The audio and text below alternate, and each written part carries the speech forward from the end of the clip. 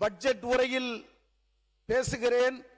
மாண்புமிகு நிதி அமைச்சர் அவர்கள் தென்கோடி முனையில் பழந்தமிழர் பூமியான எங்கள் குமரி மாவட்டத்தின் மாப்பிள்ளை என்கிற முறையில் அவருக்கு எனது மதிப்பை பதிவு செய்கின்றேன். ஆனால் அவர் தன்னுடைய உரை வீச்சை பட்ஜெட்டை வாசிக்கிற போது நான் ஒரு சொற்பொழிவாளன் என்கிற முறையிலும் தமிழ் ஆர்வலன் என்கிற முறையிலும் உன்னிப்பாக கவனித்தேன். அவர் ஆங்கிலத்தில் பெரும்புலமை பெற்றவராக இருப்பார் என்று நினைக்கிறேன். ஆங்கில உச்சரிப்பு மிக நேர்த்தியாக இருந்தது.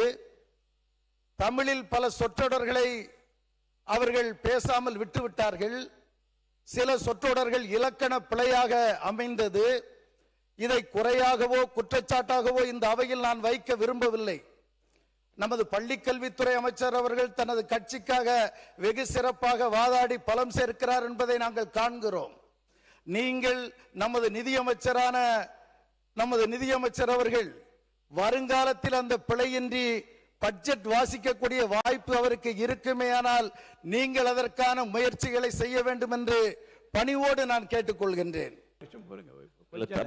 மாண்புமிகு பேரவைத் தலைவர் அவர்களே, தமிழ் வளர்ச்சித்துறை தலைவம்சத்துறை அமைச்சர் என்ற முறையில் சில விஷயங்களை சொல்லணும்.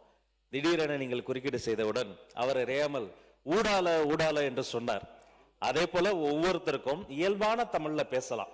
ஒவ்வொரு வட்டார தமிழ் இருக்கிறது. நெல்லை தமிழ் கொஞ்சம், மதுரை தமிழ் வாழ்வீசும், குமரி தமிழில் அலையாடும், சென்னை தமிழில் உழைக்கும் மக்களின் வேர்வை வாசம் வீசும்.